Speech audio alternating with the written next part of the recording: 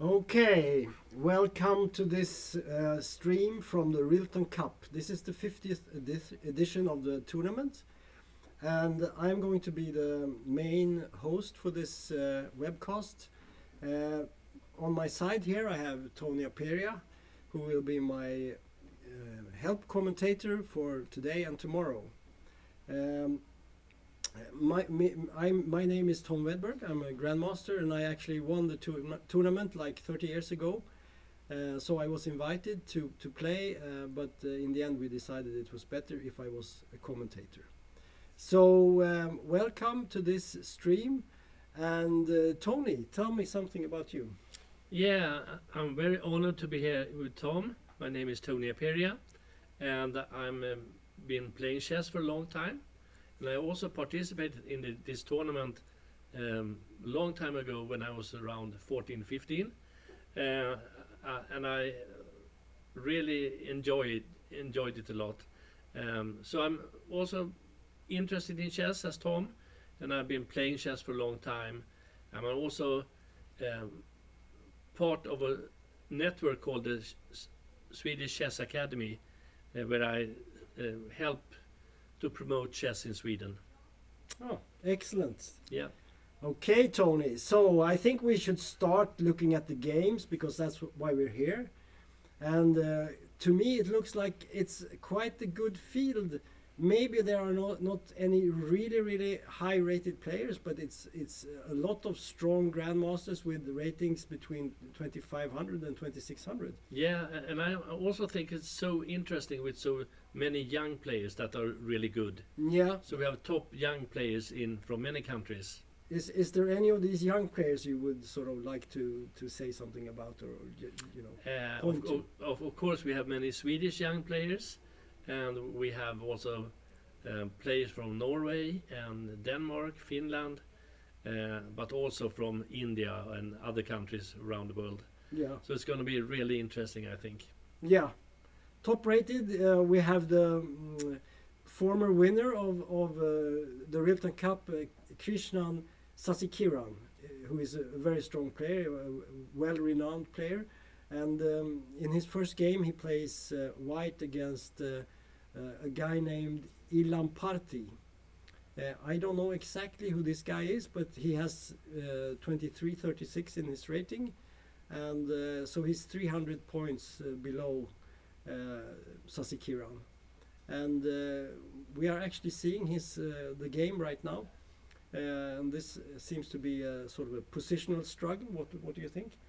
Yeah, it seems to be that. So let's see if Black now will play d5 maybe, or bishop g7. Yeah, there's a choice. Yeah, I think he can sort of wait a little. He can play bishop g7 first and wait, because if you play d5 now, of course you have to be prepared for white taking on d5, and then if you take with the knight, it can be kicked away with e4 and so on. yeah, So I mean, if you want to play a Grünfeld, you should maybe wait. yeah. Yeah. But Okay. but we can also see that white with g3 avoided Grünfeld, the main lines. Yeah, he seems to be. Avoiding the main Yeah, lines. he's looking for that. But isn't this Lamparti? Is it that a young Indian guy? Yeah, I think he's probably a young guy, but maybe we should check that. So Yeah. we will just see if we can find that. Let's see. So let's see. What was his rating? 23 something? Yeah, there, Indian. Yeah. Oh, he's very young. Yeah. Yeah. He's born in 2009. So that's quite Probably quite young. one of the younger players in the tournament. Yeah, that seems he's only 13 years old, right? Yeah. He's not d5, it's c5 he goes for. He goes for the Benoni Yeah. structure instead, yeah. So maybe we should go to the next game and see what's happening there, right? Yes.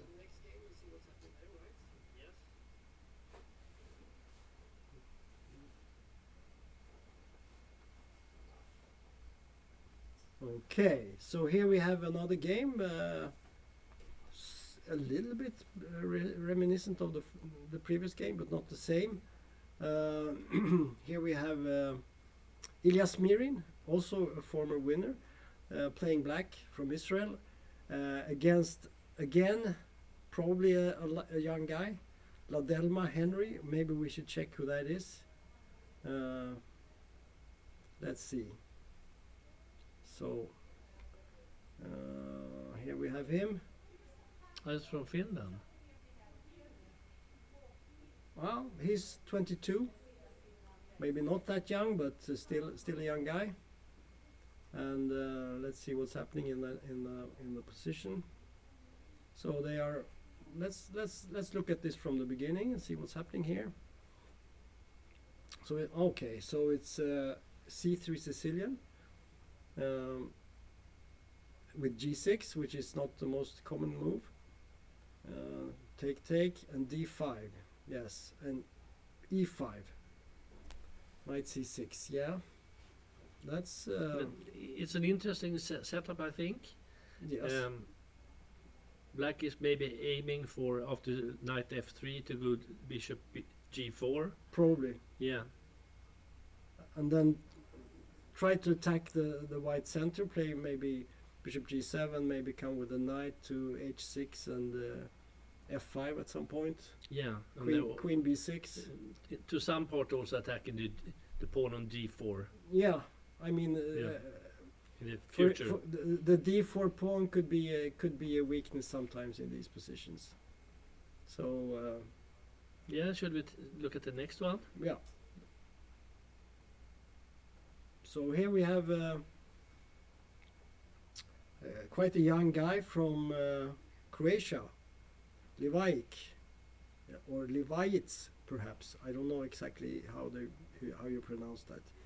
Leon with a high rating, 2572, against fairly young Israeli guy, Erez Kuperwasser. And let's see what we have here. So yes, d4. So it's the exchange Slav. Is this something you know anything about? No, but it is very solid moves, I think.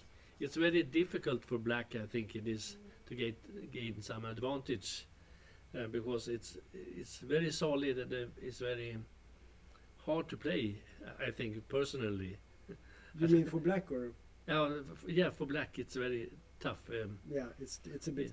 It's yeah. tough, but it's also sometimes in symmetrical positions it can actually be easier for black to get an advantage, because if white makes a mistake, then suddenly black plays white. Yeah. So yeah, we'll see. Yes. Yeah. Not much to say so far. So let's take the next. And here we have very well-known player from Latvia playing black, Nikita Meshkovs. And on the white side we have probably a young guy. We'll have to check because we don't know all the players here yet. So let's see. It's a German guy, a FIDE master. No, He's not that young.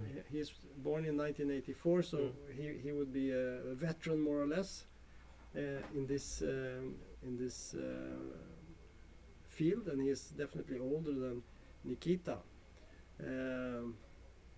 Nikita is like 28, I think. Yeah, he's 28, something like that. And I know that he recently actually played a draw against Magnus Carlsen in a classical game. That was in Austria in the European Club Cup. Yeah, he's a very strong player. And here we see. Let's see what we have here. Let's look at the game. Okay, so it's a Queen's Indian with A3. I think this has different names. Some people say it's the Petrosian variation, I think, but I think mostly it's known as the Kasparov variation these days. Okay. Yeah, the main idea is to play knight c3 without having to face bishop g4, this move. So that's the point. And the fight is very much this square, because white wants to expand and play maybe at some point e4. So the knight is going to c3, the queen goes to c2, and then finally maybe you can play e4 and get the full center. So that's Kasparov played this line many times with excellent results. Yeah, still a very theoretical position. So let's move on. Yeah, and here we have an interesting guy from the United States, Brandon Jacobson. I think he's around 20, and I'm not sure if he has won the American Junior Championships. He might have done that, but at least he has been one of the top contenders in the American Junior Championships. So, coming man, and let's see what we have here. What opening is this? Okay. So we have an IMSO, e3.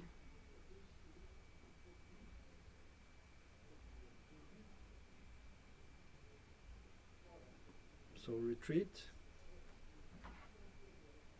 Yeah, and black goes for the fianchetto. Yeah. Yeah, this is also a fairly well-known position, and it's very early play here. Okay, b4 you can play. Usually at some point black will play c5. And then he gets an Isolani pawn. He might get an Isolani. He doesn't have to do that. There is other ways to play also. You could play like bishop b7, play knight to d7, and try to go to e4. Yeah, it's open. It's just an open. So and now we come to the first Swedish player. Yeah. A person we know both. Yeah, we know him quite well. Quite strong Swedish grandmaster, highest rated Swedish player. It's Erik Blomqvist, who plays black here. And he has recently increased his rating quite a lot, so he seems to be in a good form, I think. And he plays an interesting player from India. I think it's a female player actually, Esha Karavad. I think Karavada maybe. Maybe we should check. Yeah. So we don't claim something. It's that's better to be not sure. True. Yeah. Yeah. Better to be true. Better safe than sorry. Maybe I'm wrong about this. Maybe it's actually a man. So no, it's a woman. No, I was right. Okay, so she's not one of the youngest girls from India, but I think she has played in the Indian women's team, Olympic team, and she's not only a woman grandmaster, she's also an international master, and definitely a strong player. So that's a very interesting game, and it will be interesting to see what happens. Let's see the opening. d4, d5. Okay. So we have a Queen's Gambit accepted here.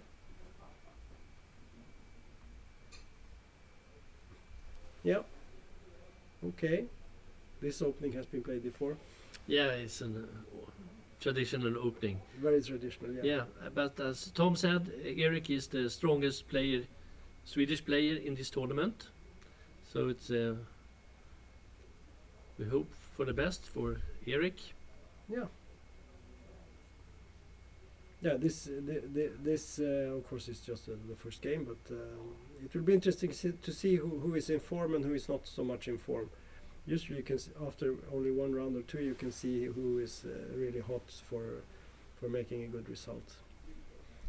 Okay, let's move down. We have Krasenkov, and I think I heard something that he has won 3 times this Rilton Cup. Yeah, he was the only one who has won 3 times. Yeah, maybe he's the only one. Yeah. Yeah. So he's playing against some Marius Doyer. I pronounced that maybe a bit wrong, but let's see who that is.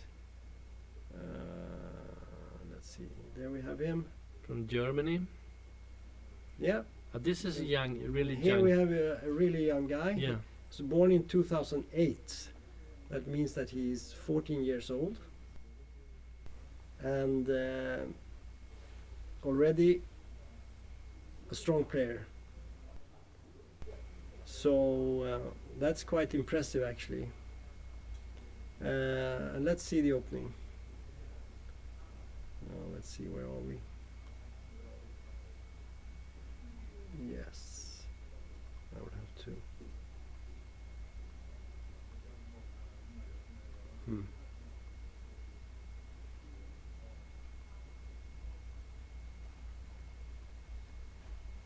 Yes. Okay. So this is English. English. 4 knights with A3. It's quite a Wow. popular move. And in this position, there are different moves, of course, you can play. I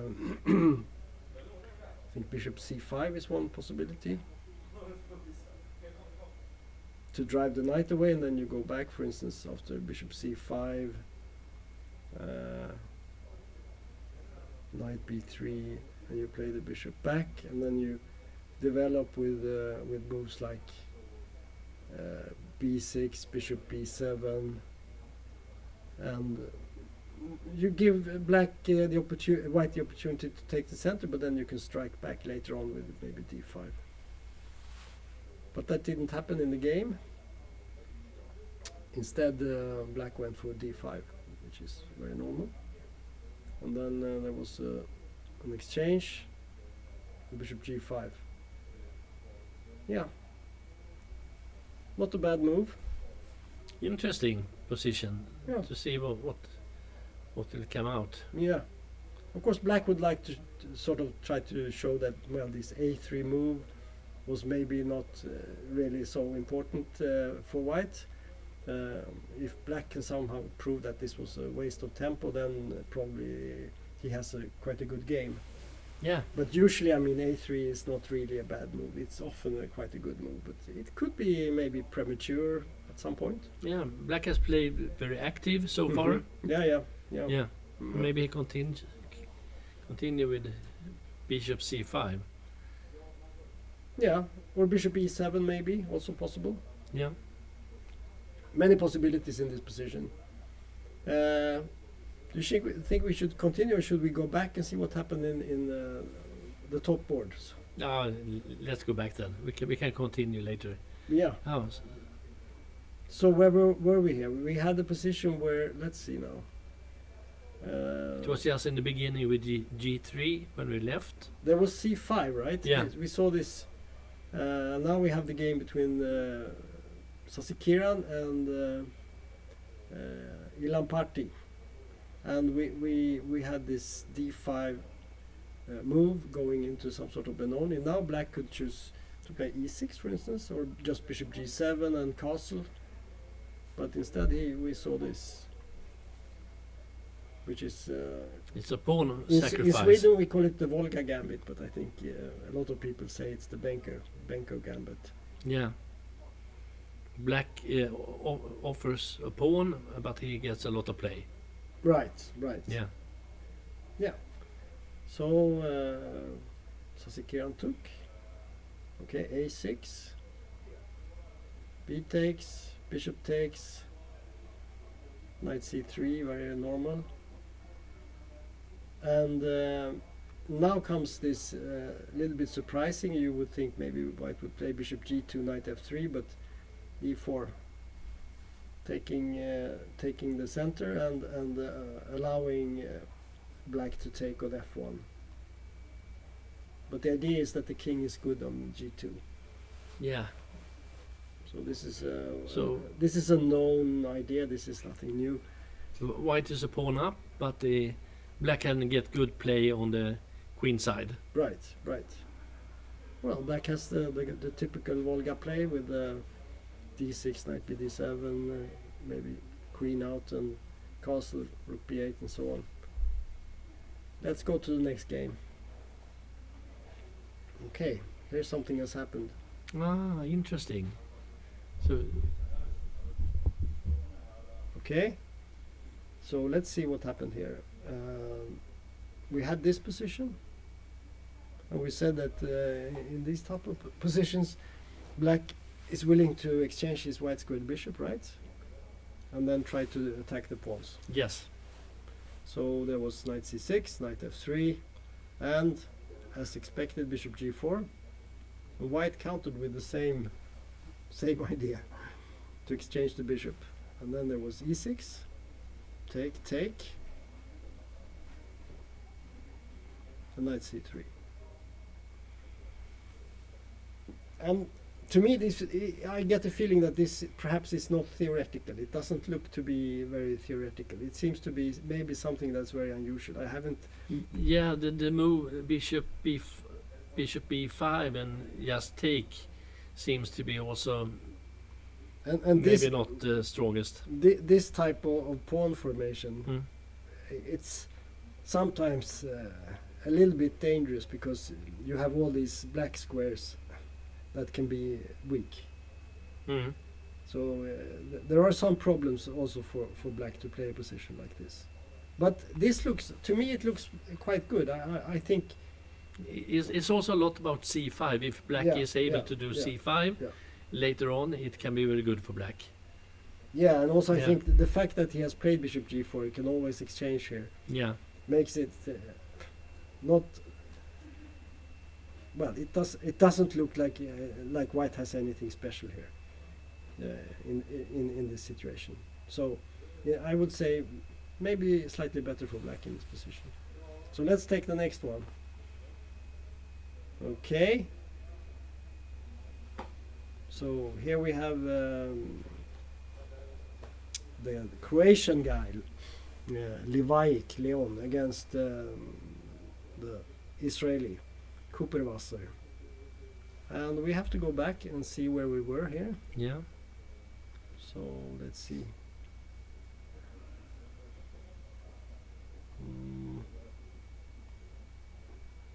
Okay.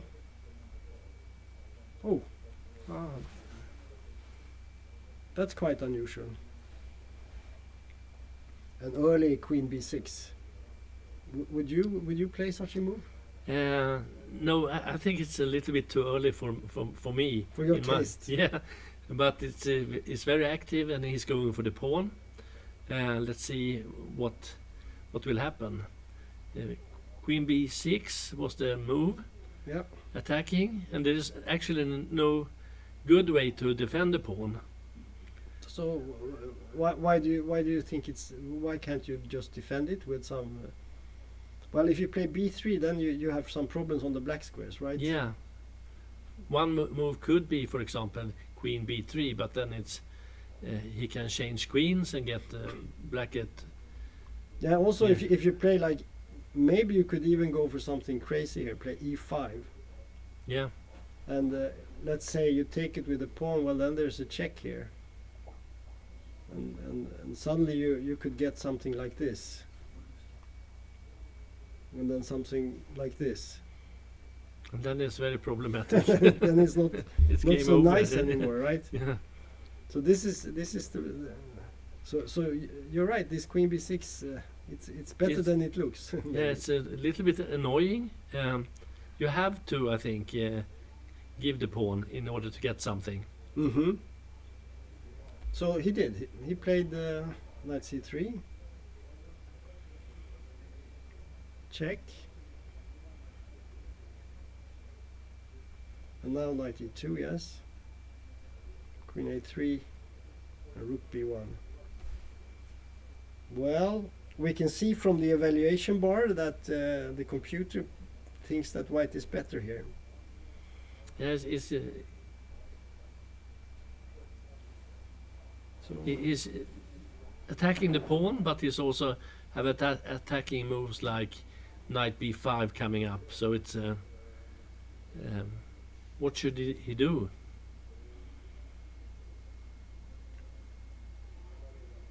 Yeah. I don't like this type of position. I think when you go out with the queen early in the opening and take a pawn, Yeah, you lose so many moves. yeah, and white has a really nice position.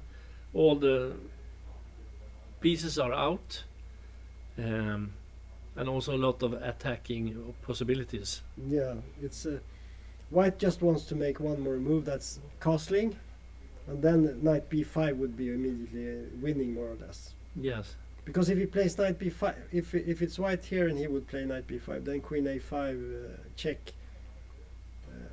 would save black. yeah, But now the threat is rook takes b7. So what can you do? b6 is a move, maybe? Is that a move? yeah. It doesn't look very nice. No, it's just to do the castle Yeah. and attack with the next move. Yeah, we can take a look. Let's say the here. Mhm. This looks very strong. Without. Yeah. Maybe a6. Maybe a6. But I'm a little bit afraid for the queen here. I mean, it's very. Doesn't look very nice. Yeah, but you have a5. Yeah. Yeah. But you might get stuck there. That's the problem, right? Yeah, if you go with the other knight, chase the queen maybe later.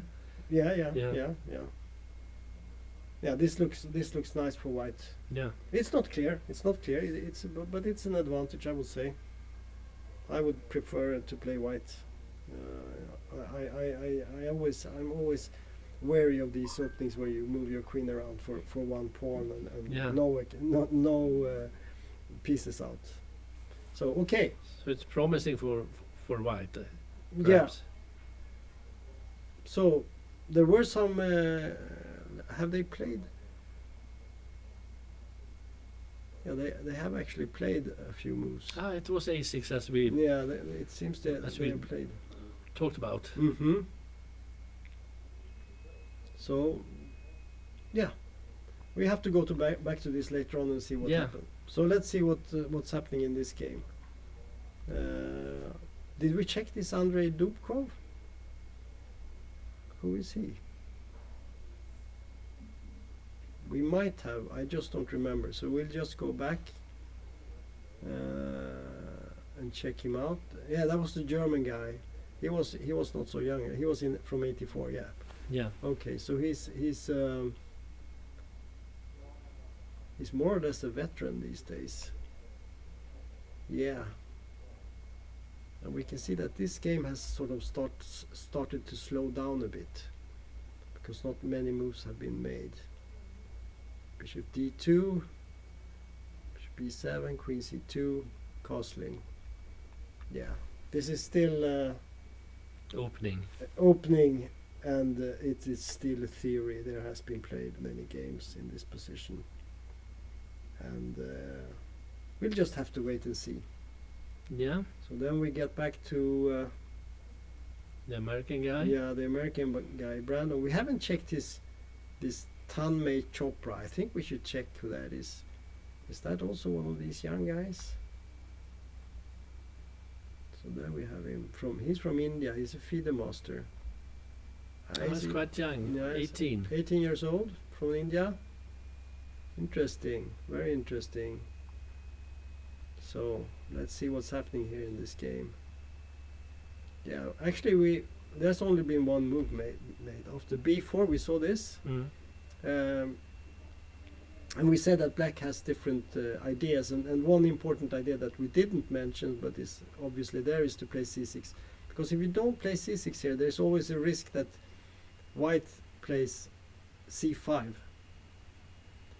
and then if you play c6, white takes, so the d5 pawn gets isolated. Yeah, So this is the problem. So that's why he played this move. And then white played knight e2, and that's where we are right now. yeah. So let's move on to Eric. Is it to Yes, see if something has happened? a little bit. nothing much. I think we saw this position, and then B3 seems to be she played slow move. B3, and there was take. Yeah. But I think I have seen many moves, many games now recently when they play this idea with B3 and Bishop B2. I think Okay. Nakamura's play in these positions are often like that. He plays some B3, Bishop B2. It doesn't look like anything special, but then suddenly he gets everything to the right place. Okay. So yeah. Anyway, so then we have the Krasenkov game with A3. We were said maybe A3 is not so good, or Black has to try to show that it's not so good. So he played. Let's see here. It was Bishop G5, Bishop C5, E3. Yeah. Well, Not so many moves since last time. no. So And now we got some moves here because he actually took on D4 with the bishop. It's a bit surprising, isn't it? He takes and castling, yeah. Well, that's it has obviously been played before in a couple of games, but it's not a big main line or anything like that. What we see here is an interesting difference in material. I mean, white has the pair of bishops, black has the knights. Black has maybe a little advantage in development, but I would say from the black's point of view, he is fighting to make a draw in this game. yeah, white is a little better with the bishops. Yeah, the bishops. Even if black would win a pawn, white would still have compensation with the bishops. We know that. So it's very difficult to play for a win like this with black. But of course, Yeah, the black player is playing a threefold winner of the Rilton Cup, famous Polish grandmaster Michał Krasenkov. I mean, if he can make a draw, that's excellent. yeah. Should we move on? Maybe to see some new. Maybe we should Games? go Yeah. down here. Yeah, why not? This is an interesting game, I think. Two interesting players. It's one of the best in Norway, and we have also young Swedish player. Yeah, This is- I have actually spoken to this Leo Krevatin. He's actually a student. He's studying to become a psychologist. Okay. Yeah. So he's not a full-time chess player or anything like that, but he plays quite a lot. And he's a Stockholm player. Plays for the biggest club in Stockholm, Rockaden. And Frode Urkedal is a strong Norwegian player, and we see him playing in Sweden quite a lot because he plays for, I don't remember now exactly which team he's playing for, but he's been playing for one of the Swedish teams in the Elite Series. Okay. Yeah. So, let's check the game. So, Leo plays D4. Yeah. Nimso Indian, and here we see the F3, the Shirov variation. I remember when Shirov started to become a name. He was very young. I mean, I remember he played in Sweden. He was 17 years old. He always played this F3 against the Nimso Indian. So he made it popular. Yeah, he made it popular, and it became quite popular, partly due to his games, because he played very well, and he showed that there are lots of chances for white in these lines. Okay, so let's see what happened here. C5. Yeah, there are different ways. You can play D5, for instance. Very normal move. One possibility. You can play C5. The problem for black, of course, is if white gets to this fantastic center with e4, bishop d3, bishop d3, knight e2, then black has.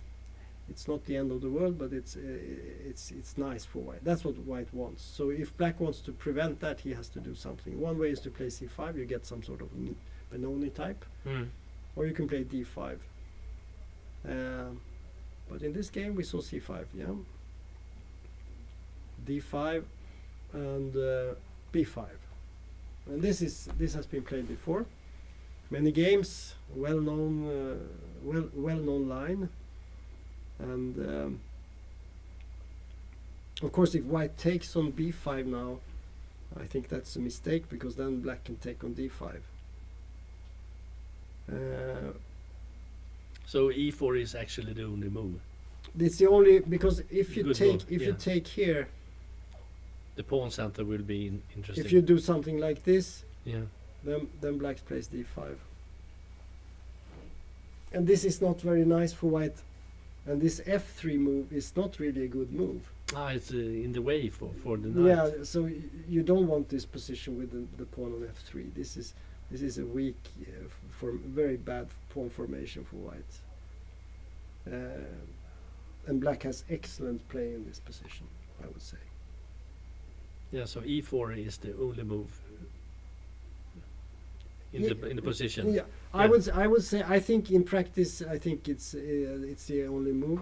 I think I have actually played this position with black, and I think e4 is the only move you expect. Okay. And what happened? d6, yeah. I mean, black is ready to sacrifice. He's not afraid of this sacrifice. As soon as white starts taking pawns here, then black only gets more and more initiative. So instead, white safeguards his position. White is happy with the center, so he just safeguards. a6, okay. a4, interesting. Heating up, taking. b4, closing everything.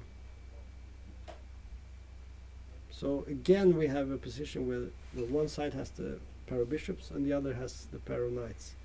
But in this position, the knights have more scope, right? Yeah, it's better compared to the earlier game. Yeah, in the earlier game, Yeah. it seemed like it was sort of the bishop pair's territory. But this looks like this could be an interesting situation for the knights. And already we see the knights jumping here. Yeah, if I had to choose here, I think I might take black, actually. Might take black. Yeah, black might be a little better, I think. Maybe. Yeah. Difficult to say. Yeah. I mean, the evaluation board gives slightly, but I mean, it's probably equal. But some positions are more easy to play, and I would say maybe this is easier to play with black than white. And there is more scope, more chances to do things. Okay, nice. Yeah. Should we go on to next? Yeah, next. This is interesting. We have a player from Ukraine, a young player. He's 18 years, I think. Yeah. Something like that, yeah. Platon Kalperin. Yeah. He's playing a Swedish grandmaster that has won the Rilton Cup before. Yeah. We should Yeah. say he's a Swedish Spanish. Yeah. Yeah. I think he's a 7-time Spanish national champion. Ah, okay. Yeah, he has won the national championship in Spain 7 times. Yeah, But he has also taken the titles as Swedish champion, because I think he's the reigning Swedish senior champion yeah. over 65. So yeah, Juan, very strong player. He came to Sweden and played his first tournament in 1969. He played in the Junior World Championship, the one that Karpov won. And I still remember him from that time. But of course now He's playing against a very promising international master. yes. Well, let's see. Let's see this opening, because it's an interesting. And one thing you can be sure of when you see Juan playing is that the opening will be interesting. He does not like to play boring openings. Okay. D6. Yes. Is that a move that he plays often? He likes to go out with the queen in the opening. Yeah. There is a point to it, of course, Mhm. because you prevent e4. If white plays e4, then you can take it. And there's another point. You get your opponent out of theory. Mm. Not to be underestimated these days. So, okay, b6, bishop d2. And then another point here is, of course, that he takes control over b5. So we can play this. So an interesting move.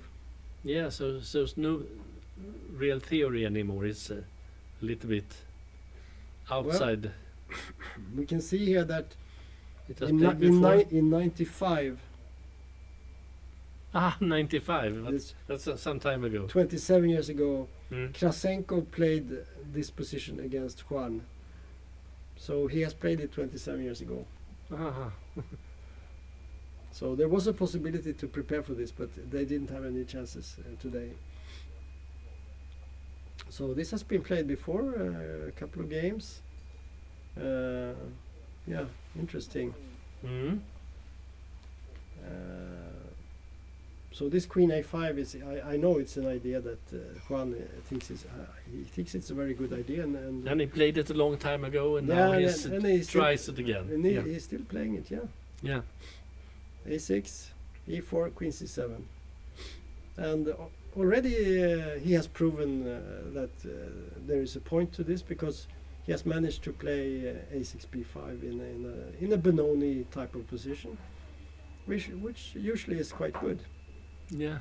So because normally this type of position, the white pawn would be an A4 preventing B5.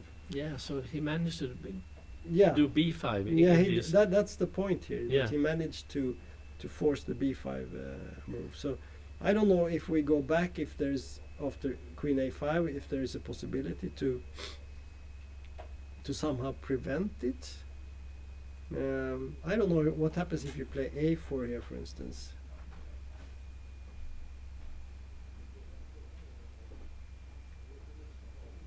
Knight E4. Is that a move? Maybe. Yeah. But then he must do Bishop D2. Well, yes. Probably, yeah. He lose some moves, but Yeah. in that case, A4 might have been an interesting move. Yeah, it doesn't seem to have been played in this position. Or can he do B5 anyhow? I don't know. Because he can't take. Yeah, Okay. you can do. There's a double pin, right? Yeah. Both the knight and the so let's say you go here. Then you can play b4, right? Yeah. Suddenly it's good. Yeah. So that's the trick. Yeah. So B5 comes anyhow. Yeah. So a4 doesn't work. So it's difficult. So you could play maybe something like e3, but it's I don't know. It's a possibility. The idea is to control this square on b5. Yeah. So if you can control that, but of course, maybe you can play. But if you play a6 now, then bishop d2. Mm. So e3 is a possibility. But okay, queen a5, bishop d2. Let's see what happened. b5, nice trick. a3, a6, and then queen back. So there is there is logic. Yeah, it's interesting. Mhm. Yes, it's a new way. Oh, Well, not so new. 27 years ago. yeah, but he played it. It's- He himself played it 27 years ago. Yeah. Yeah, so it's But I mean, it's been known for quite some time. Mm. So G6, castles, bishop G7, rook E1, castles, H3, bishop F4, and now another sort of spicy move here, knight E5. Yeah, because he was preventing now E5. That could be Yeah. really So tough. what do you think about a move like that? Would you play something like that? Yeah, I don't like E5. E5 would have been problematic. Yeah. Yeah. But I guess you could have made some other move here. I mean, there are alternatives. Mm. You could move the knight from F6. Yeah, but there's no good square. Well, knight E8. I'm not saying it's good. It's yeah, but maybe E5 is more going for the center. No. So knight E5. And white took. I think that's logical because now this bishop here, the bishop on G7, it's not so clear what it's doing after taking back here. Yeah, but he also get a good square on D6. Yeah. Yeah, now you can play knight D8, knight E8 to D6. And then maybe go for some F5 or something like that. Yeah, but D6 it will it's a good square for the knight. Yeah. So maybe knight E8. Okay. Yeah. Interesting. Let's go to the next game. So here we have another very strong Swedish player, Tiger, Hillar Persson. Yeah.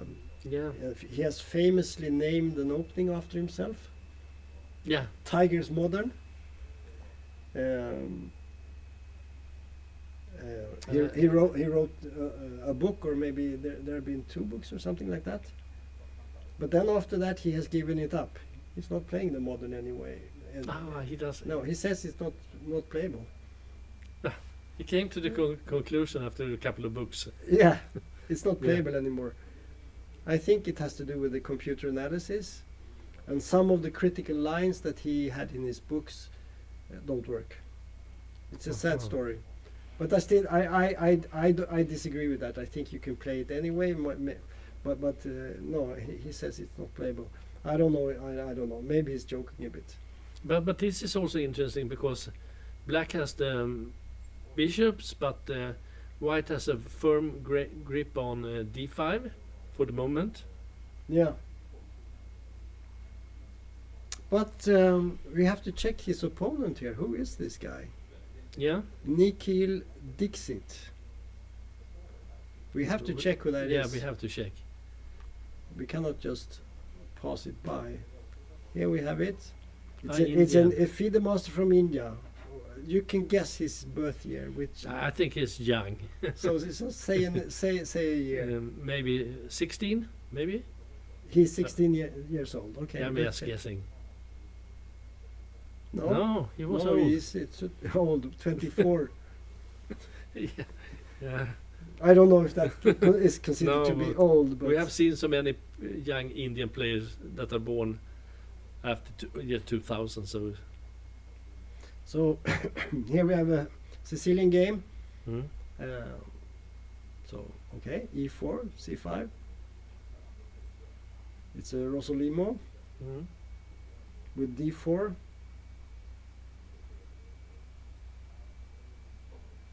Queen takes, yes.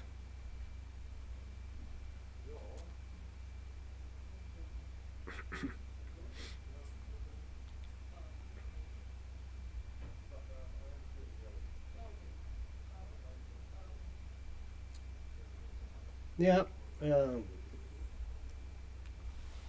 It's a lot of maneuvering to Yeah, get there's the, not a lot of maneuver. It's all about the D5 square now. Hmm. And White's idea, of course, is to somehow always control this square. So the knight is coming up here. But it's also problematic with the C2 if he moves into D5. Yeah, that's true. Yeah. But maybe he can move this one in with the one knight on e3 and the other to d5. Yeah. Yeah. So in the game, they continued to play h6. The reason, of course, is that if white gets to play bishop to g5, then maybe take the knight, then the control is even better on d5. Mm. So black played h6, knight e3, and bishop e7. Yeah. Should white do anything like a4 to prevent b5? Yeah, it's an idea, but I think sometimes in these positions, a4 it can be good, but it can also be something of a weakness at some point. So if you want to play on the d5 square, maybe there are other ways. I'm not sure. Mm. Yeah, I think it's fairly even, I would say. That's my experience with this type position. Yeah, he jumps in. Ah, he went in, yeah. Yeah, it's not easy to win with black, but it's certainly not easy to win with white either. So, yeah.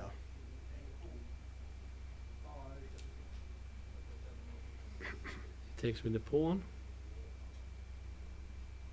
So now black has, A good square also on f5. yeah, black has sort of plugged the hole on d5. Yeah. But But there's another hole on f5, so yeah, it's not so clear. It's not clear. White is probably a bit better, I think. Okay, should we Mm. Yeah. continue? Okay, so here we have a very young guy. His name is Elham Abdrlauf. And we know that he's from Norway and that he's quite young. I think he's 17 years old or something like that. Yeah. It's a strong yellow, 25-18, as Yeah, you see. so one of the very promising players in this tournament. And he's playing against something that looks like an Indian player, but just to be on the safe side, we're going to check this guy out. His name was Jena, right? Kumar. Yeah. He's an international master. Yes, he's 21. 21, a young guy also, but a little older. And this is quite an unusual position. Do you know why? It's a Marozzi bind, they call it, with Yeah. pawn, because it's very unusual with a queenside castle. Mm, The king is okay. usually on the other side. Usually you find the king over here on g1 in this type of position, but it's on b1. I don't think in general that it's an advantage to have the king on b1, because black could open up the position But maybe. maybe the idea is to go to bishop c3 to d5 to change everything and to have a You mean knight c3? Yeah, knight to knight d- c3 to d5 to maybe change queens, because it's otherwise with a6 Yeah. and b5 it can be tricky. Yeah, yeah. Yeah. So let's see how this occurred. Mm? It has been played before, but I have to admit I haven't seen it. So, f3, yeah, So early. yeah. It's a tricky move. I actually tried it myself at some point. Yeah. So Uh, what's the point with it? The point is you want to get this type of Marozzi with Yeah. c4. So you don't want to play knight c3, Yeah. and d5 is not a possibility, or well, you could play e5 for instance mm. on d5 and force back the knight, Mm. and then you play f4 and you get this type Mm. of position. So e5 maybe. Oh. Now something happened. So g6, and now comes c4, and now you have the Marozzi. So that's the point really, to get Yeah. this type of Marozzi So position. what is the preferred move for f3? Is it? Let's check. So f3. Yeah, I think one of the critical lines is to play e5. You can play e5 and then maybe d5 afterwards. Knight c6. There are different active options for black to play more direct. Yeah. If you choose to play g6, then you sort of accept, okay, you can do your thing. Yeah. And yeah, so that happened in the game. So g6, bishop g7, knight c3, knight c6, bishop e3. So And now it's traditional. now it's quite traditional. Yeah. Bishop e6. But here he could still go for the short castle, but he didn't. Yeah, I would say the normal move here, or one of the normal moves would be something like bishop e2. Mm. Then you would get into sort of standard Marozzi territory. But here is the point where white shows his his intentions by castling queenside. Yes. Which is, I would say, it's a quite daring move. I think many white players would say, well, I already have the Marozzi setup, I'm already slightly better, because the classical theory says that, well, the Marozzi setup is a little bit better for white. And I think that's true. It's a little bit, not dramatic, but it's a little bit better. Yes. So you don't have to go for something like this. Yeah. Often when you do this, you would like the c pawn to be instead of here, you want it down here. Then you get more like the dragon. That's a normal dragon. Yeah. I don't see any big advantage of having the pawn on. And now he plays queen a5. I'm not sure about queen a5. Why do you want to go with? Because then white can threaten with this knight d5 thing. I don't know. There are many moves here, of course. You can do many things. Anyway, he played queen a5. Okay. King b1. With the idea of playing knight d5 at some point. Yeah. Rook fc8. This is an important move because now after knight d5, then you can just take here. And you cannot take on e7 check because the king goes to f8 and takes the knight. Yeah. So that is why you play the f rook to c8. And now he plays b3. And this has obviously been played before in a couple of games. This game will be interesting. If black plays really well and manage to break open the queen side, he could get a strong attack. I personally would like to change the queens with bishop d5 some way. I mean knight d5, yes. Yeah, sorry, knight d5. This Because I think it's a little bit too open for with the king. I think maybe black should maybe retreat with the queen. Yeah, but before he does, because if he does queen d5, knight d5, yes, then he can threaten to take on f6 and make bad pawns for. Yeah. So I mean, you would like at some point to play a6 b5. Yeah. But it's an interesting concept to put the king on the queen side in the Marozzi. Yeah. And so it's unusual. It will be interesting to see. Yeah. I think maybe we should move back again. What do you think about that? Yeah, maybe if we can see some of the games down further, just to see. Do you want to see some more? Okay. No, can you move on to see? Yeah, this is the next one. Yeah, but some more, maybe. Why not in 17? To see with the young Swedish players. Okay. Yeah, we could go for that. We can see. We can look at this interesting between two junior players. On the one hand, we have Jung Min Seo, who has won the Swedish Junior Championship some years ago. Yes, and he's struggling hard to become a grandmaster now. Yeah, and he has also won the Swedish Championship, Yeah, the national championship. So he's a coming man, and he has, I think, a very nice style when he plays. He's very good tactically, but he's basically playing positional chess. Which is good, I think. Should we see what happened? Yeah, we can check it, and Mm. we should say something about the black player, Yeah, William Olsson. Maybe we should check. I'm not sure how old he is. Maybe we should just I think check he's him. quite young, but So let's see, where is he? There he is.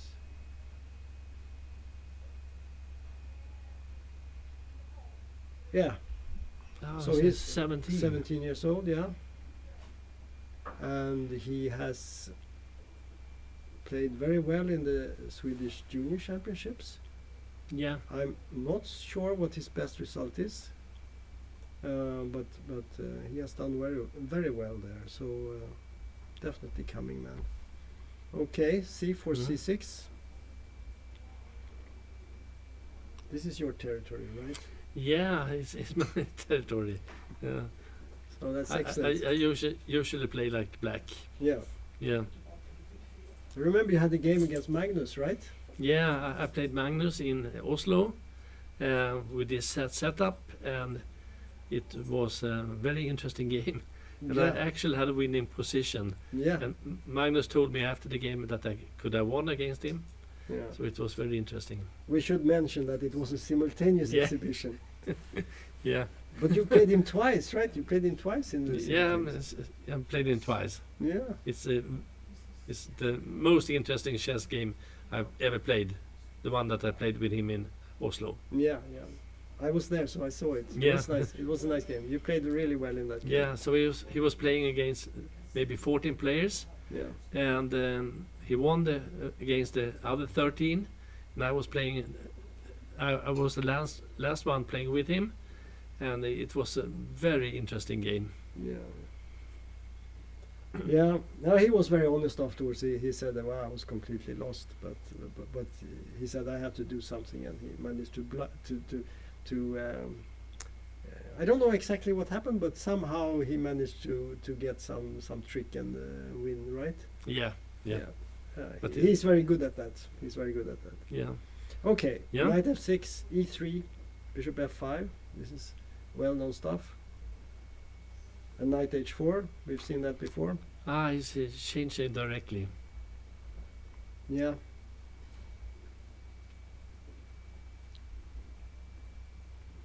Mm-hmm.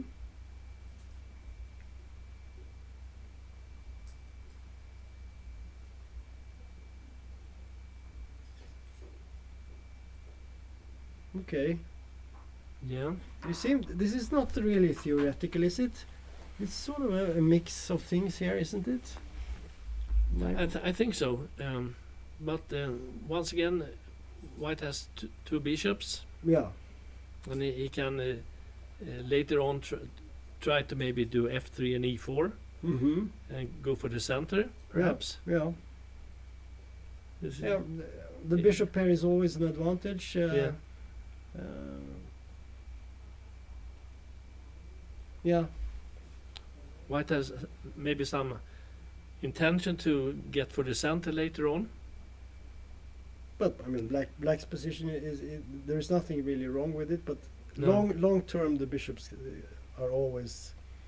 can always be a slight problem for black Yeah. in this position. But it's an even position. Should be fairly. Yeah. I don't see any big problems for black right now, at least. So we'll see how that. Can we, Develops. before we go back again, look at the Westerberg, Cederstam? I don't Yeah. know. I'm not sure this. Yeah, we actually have that game. Yeah, Okay, let's see what we have here. So we should say something about the players. yeah, And what's interesting here is we have the grandmaster, Jonathan Westerberg, playing Yeah. white, and Yes. he playing his teammate from the same club, Yeah. Carl Cederstam Barsk. and there's they are playing in a very successful club in Sweden, the Stockholm Chess Society, Schacksällskapet, and did they win the Swedish championships? Yeah, they did it last, but maybe not this season. No, but the last season. Yeah, but it's one of the oldest chess clubs in the world. Yes. I represent the club, and it's probably the third oldest club in the world, I think. Mm-hmm. So it has been around for a long time. Yeah. And Jonathan, he was playing my son a lot when they were young. Mm. So it's a lot of family interest in Jonathan's playing. Mm-hmm. Yeah, for me. Yeah. I've played both these players, both Carl and Jonathan, and they are both strong players. But Jonathan is a little bit stronger, and he has become a grandmaster. I don't know if he's not a professional chess player, I think, at this point, or? No, I don't think so. No, I met him, and he was actually doing some study at the university at that time. Mm-hmm. Yeah. He told me. Yeah. But he's playing in the national team, and of course he's a promising player still. Yeah. So let's see what happened in this Yeah. game. This He started with C4. game between clubmates. Okay. Oh, it's D4. it's like a Benoni. Yeah.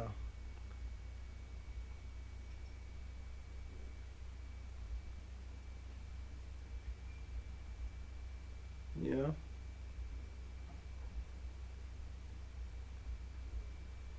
Yeah. This is in my view. I played the Benoni quite a lot with black. I have done that. And usually when you get this type of position where you can exchange a minor piece, like in this case, white managed to exchange the black squared bishop for a knight, usually the position is okay for black. But when you're white, it's different because you want to get an advantage. And that is maybe not always so easy. So we'll see. Let's see if Jonathan managed to get an advantage out of it. But in principle, I like white's position here.